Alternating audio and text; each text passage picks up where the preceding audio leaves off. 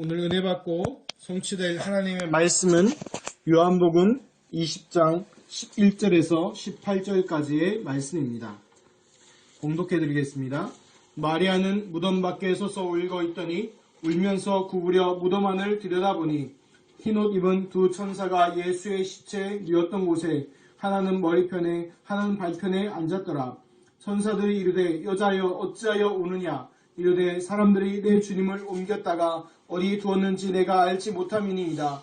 이 말을 하고 뒤를 돌이켜 예수께서 서 계신 것을 보았으나 예수이신 줄은 알지 못하더라. 예수께서 이르시되 여자여 어찌하여 울며 누구를 찾느냐 하시니 마리아는 그가 동산직인 줄 알고 이르되 주여 당신이 옮겼거든 어디 두었는지 내게 이르소서 그리하면 내가 가져가리이다. 예수께서 마리아야 하시거늘 마리아가 돌이켜 히브리 말로 라보니 하니 이는 선생님이라 하는 말이라. 예수께서 이르시되 나를 붙들지 말라. 내가 아직 아버지께로 올라가지 아니하였노라. 너는 내 형제들에게 가서 이르되 내가 내 아버지 곧 너희 아버지 내 하나님 곧 너희 하나님께로 올라간다라 하시니 막달라 마리아가 가서 제 아들에게 내가 주를 보았다 하고 또 주께서 자기에게 이렇게 말씀하셨다 이르니라. 아멘. 신앙 고백하겠습니다. 주는 그리스도시요 살아계신 하나님의 아들이시니이다. 아멘. 읽어드린 말씀 가지고 말씀대로 살아나신 예수 그리스도의 말씀으로 함께 은혜하도록 하겠습니다. 지금 대한민국에 난리가 났습니다. 우리 초등학생들도 알지 모르겠지만 지금 대한민국에요. 최순실이라는 사람 때문에 완전 난리가 아닙니다. 그 사람이 이제 정확한 공직자도 아닌데 이제 이거 민간인 국정을 마음대로 농락했고 그랬던 그 증거들이 다 나오고 지금 증언들이 나오고 있습니다. 그리고 그 민간인이 바로 사이비 종교의 사람이었다는 것들이 밝혀지면서 이거는 뭐 신석기 씨도 아니다 뭐 이런 사람들도 심지어 있지요. 근데 우리가 기억할 게 하나 있습니다. 구원받은 하나님의 자녀 전도자인 나 또 우리는 무엇을 봐야 됩니까? 이걸 보면서요. 그 소수 박근혜와 그 최순실이라는 사람만 나쁜 놈일까요? 그 사람들입니까? 어떤 앵커가 이렇게 얘기했다 그러죠. 박근혜 대통령도 피해자다. 근데요, 그게요, 육신적으로는 틀린 말이지만 영적으로는 맞는 말이에요. 아니, 목사님 무슨 얘기입니까? 목사님도 일배충입니까? 아니, 그런 얘기가 아니고요. 그 박근혜 대통령과 최순실 씨만 피해자 잡힌 사람이 아니라 성경대로에 가면요. 불신자들, 하나님 모르는, 예수 그리스도 모르는 모든 사람은요. 다 잡혀 있습니다. 영으로요. 사단과 마귀 잡혀 있어요. 성경이 이렇게 얘기하고 있습니다. 분명히 성경이 이렇게 얘기하고 있습니다. 로마서 3장 23절에 모든 사람이 죄를 범하였음에 하나님의 영광이 이르지 못하였다고 분명히 말씀하고 있고요. 또 요한복음 8장 44절에 보니까 너희는 너희 아비 마귀에게 났다고 분명하게 성경에서 그 출처와 근원에 대해서 얘기하고 있습니다. 하나님 떠나서 모든 죄 가운데 빠져서 바로 사단과 마귀에 노예되어 있는 것이 그것이 인간의 운명입니다. 그것이 잡혀있는 것입니다. 그것이 바로 창세기 3장, 6장, 11장에 나 중심의 그 문화와 나 중심의 물질 문화, 바로 성공 문화가 되어 있는 것입니다. 그것이 바로 나 중심인 줄 알았는데 뭐 중심이라고요? 사도행전 13장, 16장, 19장에 보니까 바로 사단 중심에 되어 있는 그 문화가 되어 있는 것입니다. 그런데 중요한 게 하나 있어요. 여기서 사단이 속일 때 어떻게 속입니까? 사람은요, 뭐에 따라 판단합니까? 아주 쉽게 판단해서 나한테 무엇이 유익한가에 따라서 판단하고 행동합니다. 나한테 유익이 오는 거에 따라가요.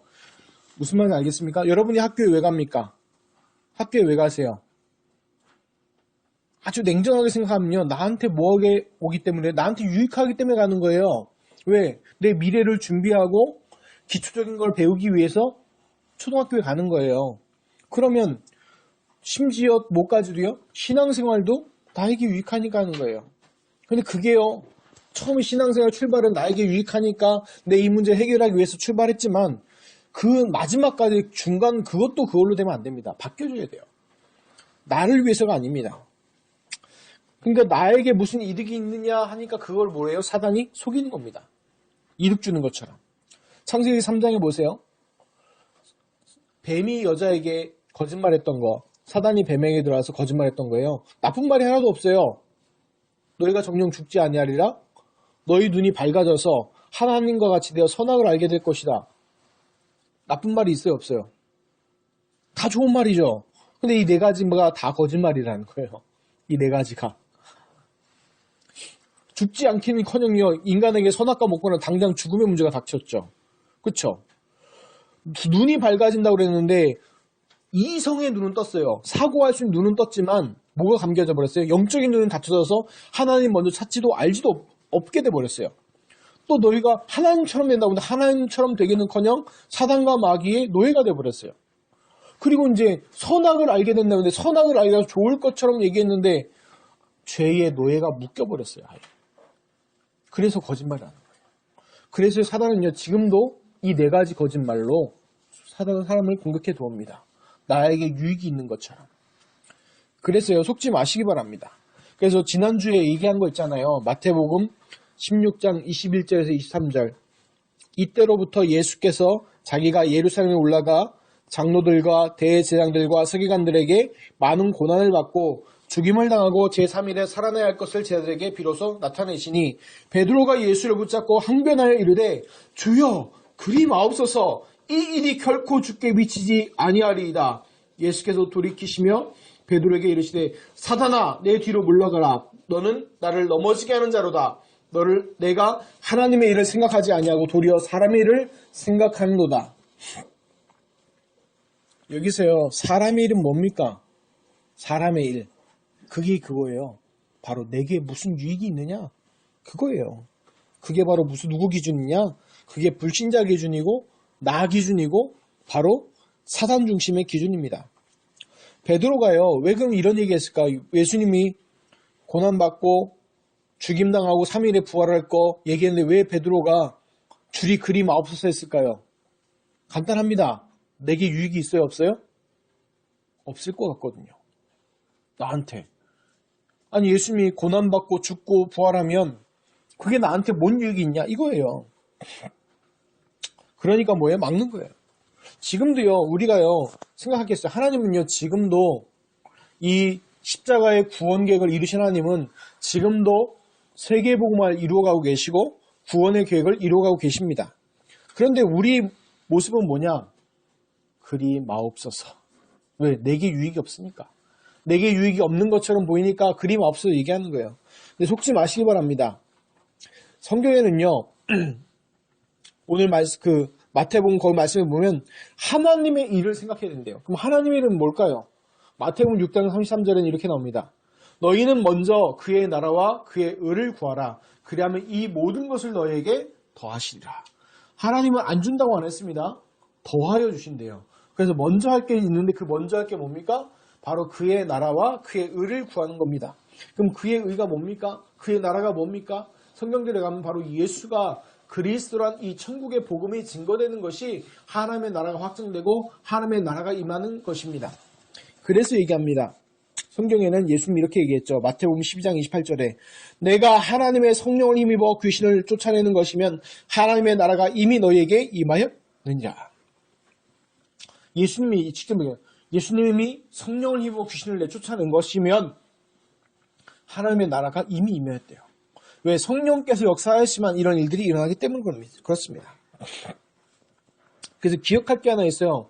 여러분들이 단지 구원받고 끝난다고 생각하지 마십시오. 다음 주에도 이제 본문 말씀 다음 주 거까지 읽어보시면 분들 알겠지만 제자들에게 뭘 주세요? 사명을 주세요. 제자들에게 왜 다 무너지게 하고 또 도망가게 하고 심지어 불신앙 고백까지 하게 하고 나서 왜 다시 성령 받게 하고 왜 그렇게 하셨을까요? 그 이유는 하나요. 맡겨준 사명이 있어요. 오직 예수 그리스도 전할 수 있는 사람들이기 때문에 그렇습니다. 아닌 사람들이 너무 많거든요. 좀 응답받고 좀 되어지면 다른 것 얘기하는 사람들이 너무 많아요. 근데 왜 갈릴리 제자를 선택하고 또 오늘 말씀에 보면 있다고 얘기했지만 왜 막달라 마리아에게 예수님이 부활하셔서 처음 보여주셨을까요? 그 이유는 하나예요. 다른 건 얘기 안 하고 예수님의 부활 그대로 전할 수 있는 사람이기 때문에. 지금요, 우리가 봐야 될 게 뭐냐면, 사단은요, 분명히 하나님은요, 세상을 향해 보내신 사명이 있어요. 구원받고 끝나는 것이 아니라, 이 예수 그리스도를 믿고 구원받았다면, 살아있다는 건요, 사명이 있는 거예요. 내 현장, 내 주위 사람들, 내 가족, 내 친척, 내가 속해 있는 지역, 내가 있는 학교, 내 업을 통하여서 하나님께서는요, 하나님의 살아계심과 예수가 그리스도의 복음 증거되길 원하십니다. 그런데 문제는 뭐냐면 이거를 가장 싫어하는 존재가 있어요. 누굴까요? 바로 사단이에요. 사단이 그걸 싫어하니까 방해합니다. 어떻게 방해합니까? 하나님이 주신 그 구원의 축복을 누리지 못하게 방해합니다. 왜요? 영적으로 예수를 그리스도 믿으면 이 복음과 구원받은 건 바꿀 수 없어요. 바꿀 수 없어요. 한 번 구원하면 바꿀 수 없어요. 그런데 뭐요? 이 땅에서 이 복음을 누리는 건 조금 별도의 문제예요. 구원은 받았지만 뭐예요? 누리지 못하게 만드는 거예요. 근데 왜 사단이 왜 구원받는 자꾸 누리지 못하게 만드냐? 그 구원의 축복을 누리면요 뭐가 돼요? 증인이 돼버려요. 증인이 되니까 어떻게 됩니까? 증거가 일어날 거 아닙니까? 그러니까 사단이요 어떻게든 막는 거예요. 우리가 싸워야 돼. 영적 싸움은 뭡니까? 사단과 마귀에 대한 싸움이지만 그 싸움이 뭐냐면 하나님이 주신 구원의 축복을 누리는 것이 굉장히 중요해요. 왜? 불신자들에게 증거를 보여줘야 되니까. 왜 성경의 렘넌트 7명들 인물 왜 드러냅니까? 그 렘넌트 7명들을 통해서 물론 구원받은 하나님의 자녀를 통해 증거를 주셨지만 누구도 보라고 주신 거예요? 불신자들에게. 자, 속지 마시기 바랍니다. 속지만 마세요. 이미 보장된 승리입니다. 그래서 성경에서 얘기하는 사도 바울이 얘기하는 영적 싸움과 승리는 뭔지 아세요? 로마 시대 때 전투가 언제 끝나냐? 종결이 되냐? 전투에서 이겼다고 끝나는 게 아닙니다. 전투에 정복하잖아요. 그 어떤 한 나라를 정복하잖아요. 그 끝이 아닙니다. 그러면 그 나갔던 장군이요. 개선에 들어옵니다. 그러면 어떻게 됩니까? 개선에 들어올 때 로마 시민들이 꽃가루 뿌리고 빵빠레하고 막 맞아주죠. 그리고 그 개선 장군이 쫙 앞에 들어옵니다. 그리고 뒤에 이제 군사들이 쫙 당당하게 들어오죠. 그럼 어떤 일이 벌어지냐면 로마 황제가 이제 깃발을 줍니다. 로마의 깃발을요. 깃발을 딱 줘요 장군한테. 그럼 장군한테 딱 주면 장군이 그 깃발을 받고 막 흔듭니다. 그러면 이제 사람들이 왜 와 환호하겠죠 막. 와 환호하죠. 그러면 그 깃발을 그 장군이 자기 제일 신복한 데 줍니다. 중요한 사람한테. 그러면 그 깃발을 가지고 그 부하는요 달려갑니다. 그리고 정복한 그 나라의 뭐 왕국이라든지 뭐 있으면 뭐 왕국이라 치면요 그 왕이 앉았던 그 자리에 그 깃발을 뽑으면 전쟁이 끝납니다. 끝난 거예요 공식적으로. 우리가 싸우는 싸움은 뭐냐면 거기 나가서 막 싸우는 게 아니라 그 깃발 들고 그 왕자에 꼽는 거예요. 그게 우리의 이긴 싸움이라고 얘기하는 거예요. 사도 바울이 얘기하는 성경에 나오는 우리가 이미 그리스도께서 이긴 승리의 싸움을 싸운다고 하는 표현이 그걸 얘기하는 거예요. 무슨 말인지 알겠습니까? 이미 그리스도께서 다 이겨놓으시고 개선하셨고 우리는 뭐 하는 거예요? 깃발 들고 가서 거기다가 꽂기만 하는 거예요. 그게 우리의 싸울 영적 싸움입니다. 아멘. 그래서 요한 1서 5장 4절에 5절 보면 이렇게 됩니다. 무릇 하나님께로부터 난 자마다 세상을 이기느니라. 세상을 이기는 승리는 이것이니 우리의 믿음이니라. 예수께서 하나님의 아들이심을 믿는 자가 아니면 세상을 이기는 자가 누구냐? 아멘. 세상을 이기는 자가 누구라고요? 예수를 그리스도로 믿는 믿음. 근데 에베소 2장 6절 8절 보니까 이 믿음도 뭘로 줬다고 하나님이 은혜로 주셨다는 거예요. 공짜로. 혹시 여러분들 믿음의 대가를 치른 적이 있습니까? 혹시 구원받는데 혹시 하나님께 한 1억씩 하나님께 쏴드렸습니까? 아니죠. 공짜로 받았잖아요. 그냥. 예수 그리스도 믿고 구원 받으셨지 않습니까? 그래서 예수 그리스도 안에 모든 승리와 그 비밀, 축복의 비밀이 들어온 줄 믿습니다. 지난주 제자들의 모습 보면요. 이거예요. 자기에게 유익이 있었기 때문에 예수님 따라다녔고 이제 왜 다시 자기 집으로 돌아갔냐? 이제 유익 날 게 없거든요. 유익은커녕 이제 뭐예요? 죽음의 위기만 남았잖아요. 그거 걱정하면서 돌아가는 겁니다. 근데 오늘 막달라 마리아는요. 어떻게 했어요? 그런 계산이 없어요.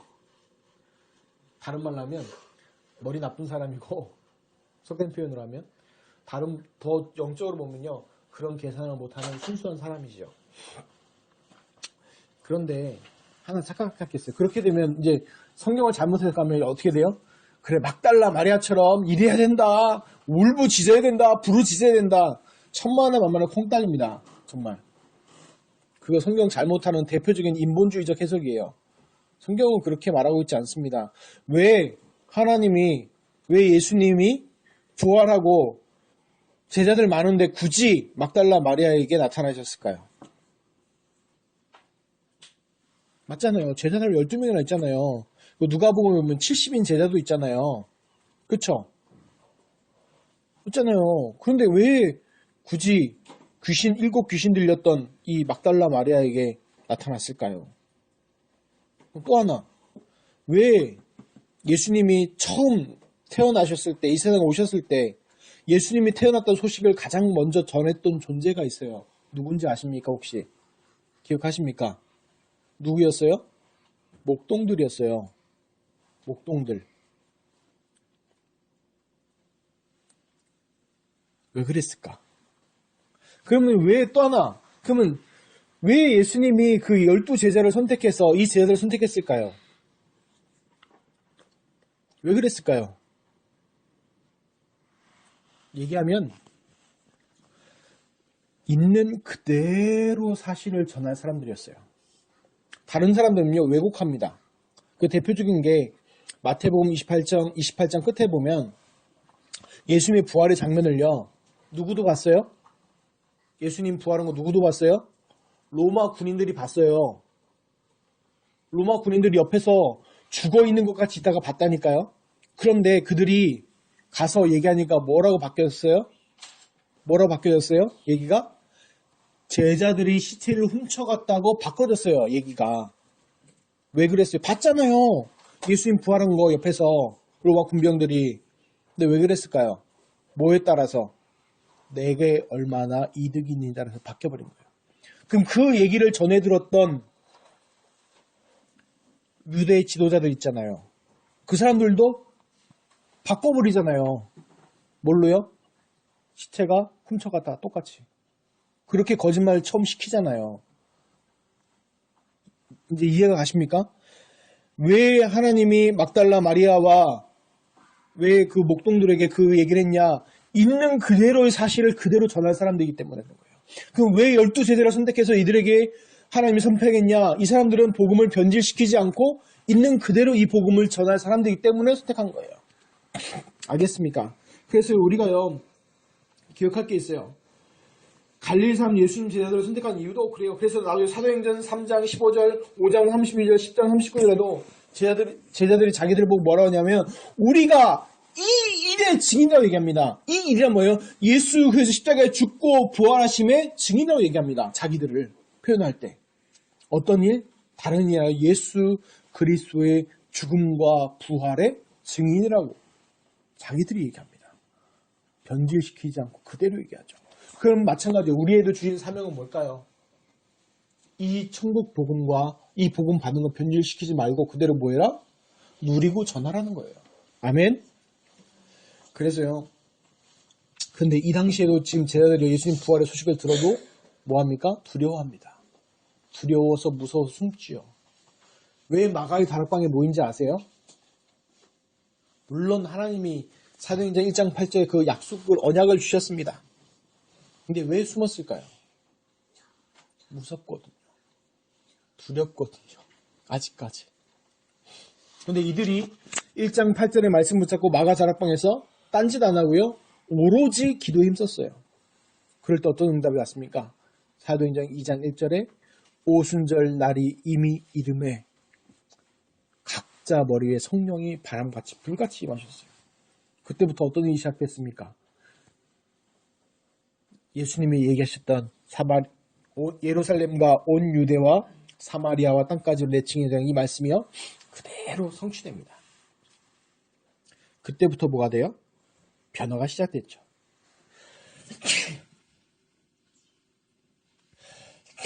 중요한 게 뭐냐면 잘못 해석하면 그래 봐라. 그래서 성령 불 받아야 된다. 불 받아라 막 이러는데 그게 아니고 중요한 게 뭐예요? 하나님 말씀에 집중하라는 거예요. 하나님의 말씀에 집중해서 하나님의 말씀이 성취되는 것에 뭐 해라? 증인들하는 거예요. 그래서 중요한 게 뭐냐? 사모는 여러분들 매일 하는 거. 오늘의 말씀, 오늘의 기도, 오늘의 전도. 더 정확히 표현하면 오늘의 전도 현장을 보면서 오늘의 기도를 찾으면 하나님께서 그 현장에 성취될 말씀을 주십니다. 아멘? 순서가 우리는 반대로 하죠. 오늘의 말씀 찾고 그 가운데서 기도 찾고 이거 현장 찾잖아요. 아니요. 반대로 돼요. 오늘의 전도 현장. 그리고 그 가운데 내가 붙잡는 기도. 그럼 당연히 거기에 뭐에 하나님 성취될 말씀 주세요. 목사님 반대로 된 것 같아요. 아니요. 사도행전을 잘 읽어보세요. 반대요. 하나님이 도리어 바울의 말을 인용해서 도리어 그 성취된 말씀을 주시죠. 로마도 보아야 하리라. 로마에서도 증거해야 하리라. 가이사 앞에 서야 하리라. 3번이나. 그런데 그걸 누가 처음 품었어요? 바울이 마음에 품었어요. 근데 그거를 하나님이 말씀으로 확인시켜 주시는 거예요. 그 응답이 시작되시기를 예수 그리스도로 축원합니다. 말씀 보겠습니다. 11절 12절입니다. 마리아는 무덤 밖에 서서 울고 있더니 울면서 구부려 무덤 안을 들여다보니 흰옷 입은 두 천사가 예수의 시체 누웠던 곳에 하나는 머리편에 하나는 발편에 앉았더라. 마태 마가는요. 천사가 한 명인 것처럼 써놨어요. 그러니까 숫자가 없어요. 숫자가 없으니까 당연히 뭘로 해석해요? 뭘로 해석해요? 한 명인 것처럼 느껴지죠. 숫자가 안 나와요. 천사라고만 나오지. 그리고 천사의 빛된 광채 뭐 이런 건 능력을 표현하지 명수는 안 나온단 말이에요. 근데 누가복음하고 요한복음은요. 명수가 나와요. 구체적으로 2명이라고. 목사님 어떻게 2명인 줄 압니까? 누가복음은 2명이라고 딱 나와요. 숫자가. 근데 요한복음 20장 12절에는 흰옷 입은 두 천사가 또 2명 나오죠. 한 명은 어디? 머리 쪽에, 한 명은 발편에. 이렇게 나오잖아요. 그래서 그게 성경이 잘못된 게 아니라 짜집기 아니냐가 아니라 강조점이 어디 찍혔냐는 거예요. 강조점이. 지난주에 얘기했죠. 한 명은 천사의 능력과 그 모습과 권위를 강조한 거고 누가와 요한은요. 이 사람들의 취미가 뭐예요? 누가는 의사예요. 의사는 굉장히 세밀하겠죠. 그래서 숫자나 이거 육하원칙 같은 걸로 잘 적어놨고 이 사도 요한도요. 성격을 보는 것처럼 지난주에 얘기했던 구부려서 예수님 무덤을 잘 살펴본 것처럼 세밀했던 사람이에요. 그래서 들을 때 그냥 천사라고 듣지 않고 몇 명이라는 것 자세하게 들었겠죠. 그래서 그걸 기록했겠죠. 그래서 오해하지 마시고 성경을요. 어떤 분들은 깊이 파야 된다면서 뭐라고 합니까? 왜 천사가 하나는 머리편에 하나는 발편에 앉았을까? 막 하는데 오늘 말씀이 중요한 거는요. 예수님이 뭐 하셨다? 부활하셨다. 말씀대로 부활하셨다는 게 중요한 거지. 발편에 앉았냐, 머리편에 앉았냐, 왜 2명이냐, 왜 천사냐 이게 중요한 게 아니에요. 알겠죠? 그래서 속지 마시고 중요한 핵심의 말씀 붙잡으시기 바랍니다. 13절 14절입니다. 천사들이 이르되 여자여 어찌하여 우느냐 이르되 사람들이 내 주님을 옮겨다가 어디 두었는지 내가 알지 못함이니이다. 이 말을 하고 뒤로 돌이켜 예수께서 서 계신 것을 보았으나 예수이신 줄은 알지 못하더라. 영안이 어두운 마리아죠. 영안이 어두운. 근데 이유가 또 하나 있어요. 영안이 어두운 것도 있겠지만 너무 울어서 육신의 눈이 안 보이잖아요. 우리가 눈물 흘릴 때 잘 앞에 보입니까? 안 보이잖아요. 그러니까 앞에 서 계셔도 잘 못 보는 거예요. 그리고 천사랄지 모르는 거죠. 더 정확히 표현하면. 그런데 중요한 건 그걸 얘기하는 게 아니라 주신 말씀들을 잊었죠. 분명히 예수님은 제자들에게 또 그 앞에 고난받고 죽고 다시 살아나실 것을 말씀하셨습니다. 근데 이거를 제자들에만 얘기하신 게 아니라 공식적으로도 얘기하셨어요. 이 성전을 헐라 내가 3일 만에 다시 세우리라 하셨죠. 그러니까 그게 이제 비유로 자기 육체를 가리켜 말씀하신 것이라고 나중에 이제 제자들이 이해했지만 다 얘기는 먼저 하셨어요. 그런데 여기 하나 있어요. 천사들이 질문하죠. 천사들이 여자여 어찌하여 우느냐. 이 여자여 표현은 고상한 표현이라고 말씀드렸죠. 그래서 어떤 분은 그러더라고요. 이년아 하는 거랑 같은 거 아니냐고. 절대 그렇지 않습니다. 아주 고상한 귀부인이나 이런 사람한테 쓰는 표현입니다. 여자라는 표현은요. 그래서 제 천사들이 몰라서 물어봤을까요? 또 다음에는 다음 절에 15절 16절 보면 예수님이 또 마리아한테 물어보죠. 왜 웃냐고. 왜 물었을까요? 몰라서 물었을까요? 창세기 3장에 돌아가면 아담과 여자가 선악과를 따먹고 났을 때 하나님이요 아담에게 물어보는데 아담아 아담아 내가 어디 있느냐. 근데 이거 물어볼 때 하나님이 그 아담의 위치 GPS 없어가지고 위치를 못 찾은 게 아니에요. 그 질문은 뭐냐면 아이덴티티를 물어본 거예요. 정체성에 대해서 물어본 겁니다. 그 누구의? 아담 너의 정체성에 대해서. 네가 지금 어디 가운데 있느냐? 죄 가운데 있지 않느냐? 그거 물어본 거예요. 그러면 이 천사들이나 예수님 지금 여자를 어찌하여 우느냐? 이 얘기는 뭐냐면 이거예요. 예수님 부활하셨는데 왜 우느냐 이거예요. 이 얘기예요 지금. 너가 찾고 있는 예수님은 지금 부활하고 계신데 너 왜 우느냐 이거예요. 맞잖아요. 마리아가 우는 이유가 뭐예요? 마리아가 울고 있는 이유가 뭡니까? 예수님이 죽으셨고 시체가 없어졌잖아요. 그래서 울고 있잖아요. 그런데 시체가 없어진 게 아니라 예수님은 뭐 하셨어요? 부활하셨지 않습니까? 그거 얘기하는 거예요 지금요. 그래서 천사들이 눈이 어둡나 보다, 천사들이 영사가지가 없나 이 얘기가 아니라 그 중요한 영적인 비밀을 얘기하는 겁니다. 우리가 얘기하는 오늘 말씀의 핵심도 이거예요. 내가 문제 사건 가운데 있을 때 정말 하나님 모르시냐는 거예요. 하나님 성경에 분명합니다. 하나님이 팔이 짧아서 구원 못하심도 아니고 귀가 어두워서 듣지 못하심도 아니고 눈이 어두워서 보지 못하심도 아니라 우리의 죄악 때문이라. 거기서 말하는 죄, 내가 짓는 자범죄를 얘기하는 게 아니라 그것도 포함되겠지만 뭐 하는 거예요? 우리의 불신앙이에요. 하나님께서는요 우리의 죄악된 행동들 때문에 뭐라고 안 하세요. 왜 그래요? 성경대로 하면 인간이 원래 태어날 때부터 하나님 떠나서 원래 악하대요. 악하대요. 그러니까 시은이가 아니고 시은이라는 진호는 알 거예요. 지금 은지 태어났죠. 그쵸? 근데 이제 잘 보세요. 가르치지도 않았는데 나쁜 짓 합니다.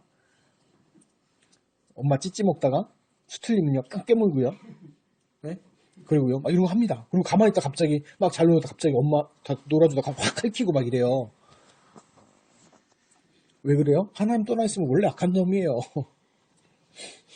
그게 인간의 본 모습이라니까요. 그래서 하나님은 그것 때문에 뭐라 안 하세요. 그런데 문제는 딱 하나예요. 불신앙.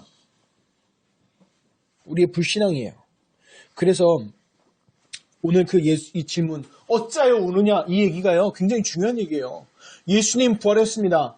예수님께서 죽음과 사망과 모든 권세를 이기시고 사단과 마귀의 모든 권세를 꺾은 증거로 부활하셨어요. 그런데 왜 우냐는 거예요. 지금 나의 문제 사건 내가 어려움 고통 다가온 거 있잖아요. 그때마다 우리 막 전부여 의지 없어서 손 들고 예수님 부활하셨습니다. 속지 마시기 바랍니다. 예수님 뭐 하셨다고요? 부활하셨습니다. 자, 15절 16절입니다. 예수께서 이르시되 여자여 어찌하여 울며 누구를 찾느냐 하시니 마리아는 그가 동산지기인 줄 알고 이르되 주여 당신이 옮겼거든 어디 두었는지 내게 이르소서 그리하면 내가 가져가리이다. 예수께서 마리아야 하시거늘 마리아가 돌이켜 히브리 말로 라보니 하니 이는 선생님이라는 말이라. 예수님 왜 못 알아봤을까요? 마리아가 물론 울어서도 있겠지요. 근데 성경대로 얘기하면요. 이사야 53장 2절에 그리스도의 외모에 대해서 이렇게 표현합니다. 그는 주 앞에서 자라나기 위해서 연한 순 같고 마른 땅에서 나온 뿌리 같아서 고운 모양도 없고 풍채도 없은즉 우리가 보기에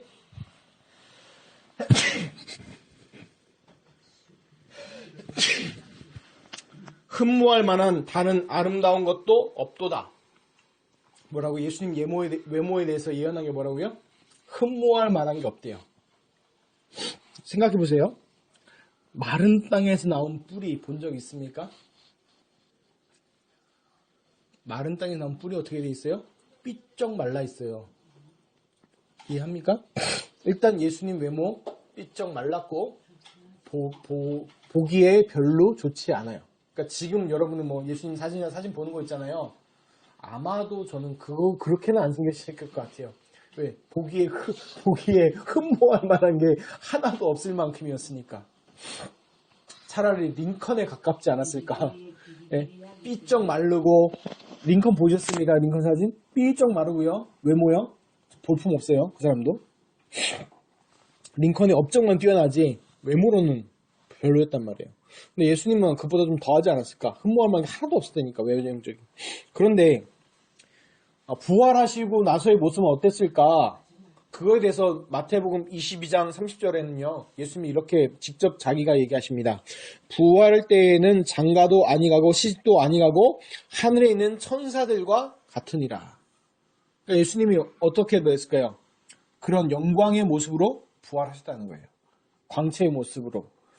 그러니까요. 딱 봤을 때 볼품 흠도 없던 사람이 갑자기 삐까번쩍해지면 못 알아봐요. 못 알아보죠. 그렇잖아요.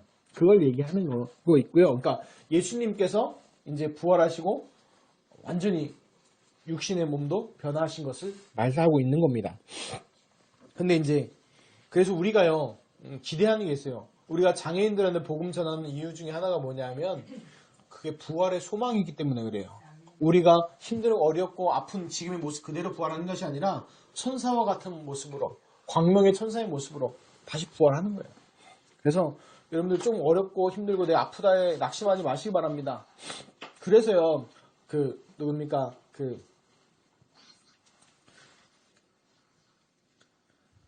화인 제이 크로스비 이 크로스비 여사도 왜 자기가 눈 안 떠도 상관없다는 거예요?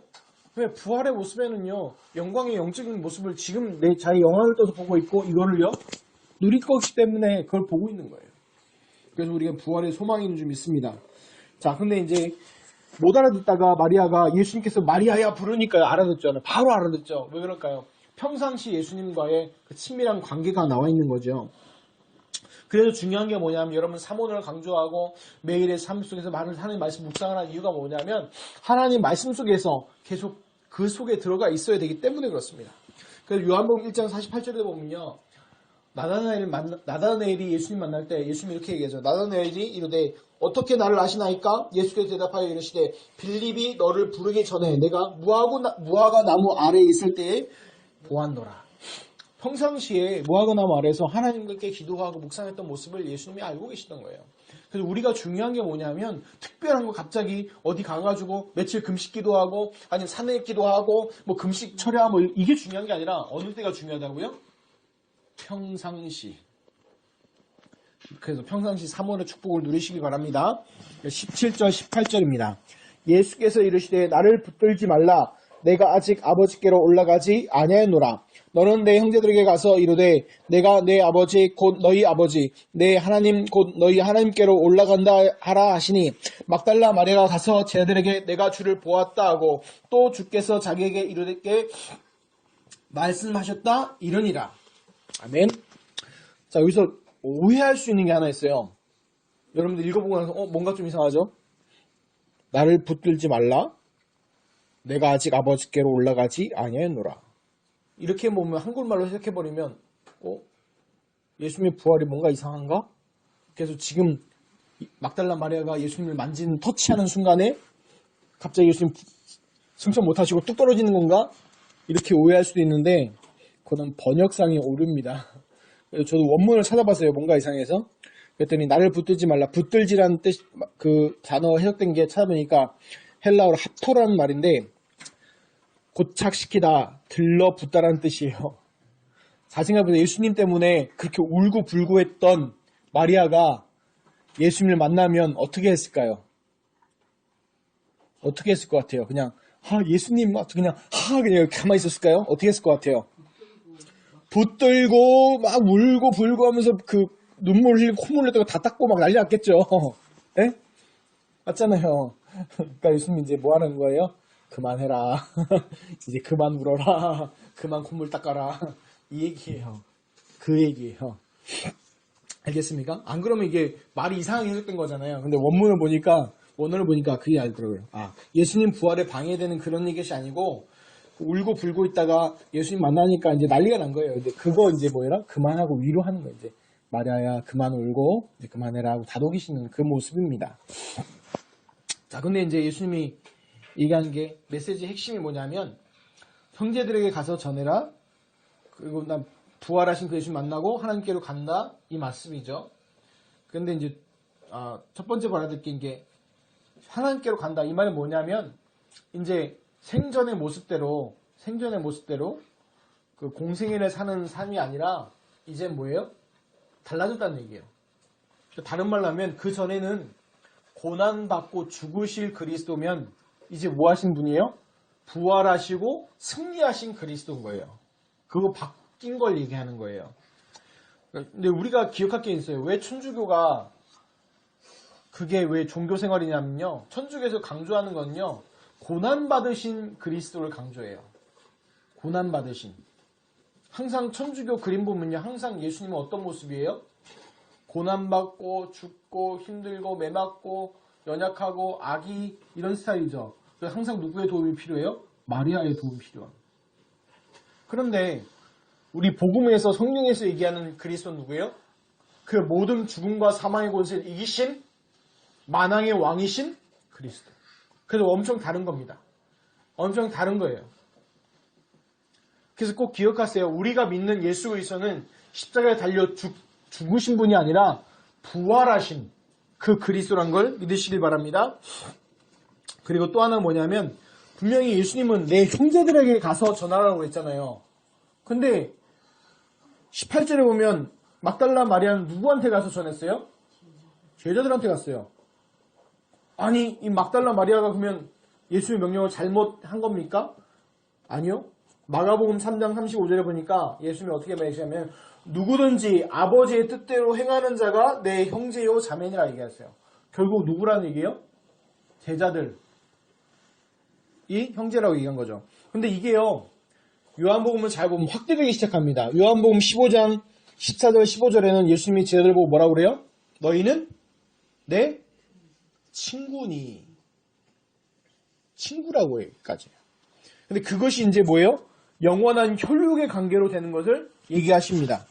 그래서 뭐라고 표현하냐면 내 아버지가 곧 너희 아버지래요. 자, 아버지가 같으면 어떻게 돼요? 자, 시은이랑 진호랑 아버지가 같죠? 그래서 뭐라고 불러요? 남매라고 그러잖아요. 그렇잖아요. 그런 것처럼 아버지가 같으면 뭐예요? 성이 같으면 뭐예요? 형제잖아요. 그 얘기예요. 그래서 마리아가 잘못 알아듣는 게 아니라 아주 정확하게 알아듣는 겁니다. 예수님이 내 형제들에게 가라, 전해라. 그러니까 누구한테 간 거예요? 제자들에게 가서 얘기한 겁니다. 그래서 성경에는 어떻게까지 얘기하냐면 고린도전서 12장 27절에 너희는 그리스도의 몸이요 지체의 각 부분이라. 그래서 우리 그리스도의 각 몸을 이룬 지체인 줄 믿습니다. 그래서 그 막달라 마리아 그대로 가서 전하지요. 그대로. 어느 정도로? 솔직히 11절에서 18절은요. 사도 요한이 못 봤어요. 못 봤어요. 누구한테 들은 걸 적은 거예요 지금요? 막달라 마리아에게 전달받은 내용을 적은 거예요. 근데 얼마나 세밀하게 막달라 마리아가 전했냐? 이렇게 적을 만큼 세밀하게 적은 거예요. 그대로 전한 거죠. 그래서 우리가 기억할 게 있습니다. 우리가 받은 이 복음을요 변질되게 하면 안 돼요. 예수가 그 이 복음을요 그대로 전해야 됩니다. 결론입니다. 오늘 예수님과 천사들의 그 질문을 하고 싶어요. 어찌하여 오느냐? 오늘 말씀 제목이 말씀대로 살아나신 예수 그리스도인데 중요한 핵심이 뭐예요? 말씀대로 살아나신 예수 그리스도라면 우리가 우리 현장에서 어려움과 고통 올 때 우려될 이유가 없어요. 왜요? 말씀 주시고 그 이루신 하나님, 고난이 왔다. 말씀 성취의 증거요. 어려움이 왔다. 내 신앙의 믿음의 확신의 증거요. 만약에 죽음의 기회가 왔다. 하나님 나라에 들어간 확실한 증거잖아요. 그러니까 뭡니까? 속지 마시기 바랍니다. 그래서 어째 오느냐 이게 철학적인 메시지도 될 수 있겠지만 중요한 믿음에 관해서 어떤 믿음? 영적 사실에 대한 믿음이에요. 그럼 어떤 영적 사실입니까? 첫 번째로 기억해야 될 게 영적 사실이 있어요. 우리는 누굽니까? 우리는 누구? We are the remnant. We are the child of God. 하나님의 자녀인 줄 믿습니다. 아멘. 우리 영적 신분은 뭐예요? 하나님의 자녀. 하나님의 자녀라는 얘기는 뭡니까? 모든 것을 하나님께 책임지신다는 얘기예요. 완벽한 인도와 보호와 축복과 모든 것 다 들어있습니다. 여러분들이요, 아직 어려서 모르겠지만 법적으로 양자를 삼든 양녀를 삼잖아요. 그럼 그의 모든 게 포함되는 게 뭔지 아세요? 이 사람에 대한 모든 것을 내가 뭐가 성인이 될 때까지 책임지겠습니다 라는 게 포함되는 거예요. 우리가 하나님의 자녀가 되었다는 얘기는요, 하나님께서 우리의 모든 걸 책임지신다는 겁니다. 그리고 두 번째 또 뭐가 있습니까? 성령께서 내주하시고 인도하십니다. 고린도서 3장 16절에 보니까 성령이 우리 안에 거하신다는 거예요. 그리고 세 번째 뭡니까? 또 보아야 될 영적 사실이 우리 기도에 누가 응답하세요? 하나님 응답하세요. 아멘. 우리 구원받은 하나님의 자녀 성도의 기도에 하나님 응답하세요. 여러분 기도 응답할 때 기억할 게 세 가지가 있습니다. 그 응답 이전에 세 가지는 반드시 이루어져요.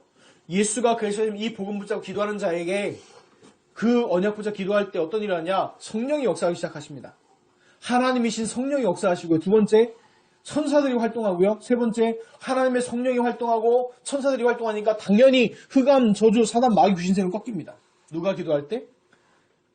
예수가 그리스도가 하신 복음 안 구원만 하는 자녀가 언약 붙잡고 기도할 때. 네 번째 또 보아야 영적 사실이 뭡니까? 흑암 결박이요. 누가복음 10장 19절에 보니까 원수의 모든 능력을 제어할 권능을 너에게 주었다고 했습니다. 누구에게? 예수가 그리스도인 걸 믿고 안 구원받은 하나님의 자녀에게. 그리고 다섯 번째 히브리서 1장 14절인가 모든 천사는 부리는 영으로서 구원받은 후사를 섬기려 보내심이 아니뇨. 어떻게 한다고요? 우리를 그냥 하나님 버려두신 게 아니라 천사를 통해서 보호하시나는 거예요. 그래서 두려워하지 마시기 바랍니다. 여섯 번째, 우리의 시민권은 어디에 있습니까? 우리의 시민권은 하늘에 있는지라. 우리는요, 대한민국 시민권도 있지만 바로 뭐예요? 천국 시민권이 있어요. 그래서 천국이 보장돼서 사는 것입니다. 일곱 번째, 어떤 축복 영적 사실이 있냐? 세계 복음화의 축복이 주어졌습니다. 예수님 분명히 계십니다. 하늘과 땅의 모든 권세를 내게 주셨으니 그러므로 너희는 가서 모든 민족으로 제자를 삼아 아버지와 아들과 성령의 이름으로 세례를 베풀고 내가 너희에게 가르쳐 본 바 모든 걸 가르쳐 지키게 하라. 볼지어다 세상 끝날까지 너희와 항상 함께 있으리라 하시나 분명히 약속하셨습니다. 세계복음화의 중요한 약속을 주셨어요. 그래서 그 일곱 가지 축복들 확인하시기 바랍니다. 그래서 불신자들은 어떻게 돼요? 박근혜 대통령처럼 최순실처럼 영적으로 눌려서 잡혀서 살고 그렇게 살 수밖에 없어요. 그런데 우리는 누구와 함께해요? 바로 성령과 하나님과 함께 동행하는 겁니다. 아멘. 그래서 그 일곱 가지 축복들 확인하고 누리시는 응답이 한 주간 있으시기를 예수 그리스도의 이름으로 축복합니다. 하나님, 막달라 마리아에게 어찌하여 우느냐 말씀하신 하나님, 우리가 지금 주어진 영적 사실과 그 축복들을 보지 못하고 혹시 울고 있는 신앙생활이 아닙니까? 하나님, 우리의 불신앙들 다 내려놓게 하시고 오직 그리스도 언약 붙잡고 또 그리스도 그 축복 안에서 일곱 가지 주신 신자의 축복들을 확인하고 누리는 축복의 응답이 시작되게 하여 주옵소서. 감사드리며 예수 그리스도 이름으로 기도합니다. 아멘.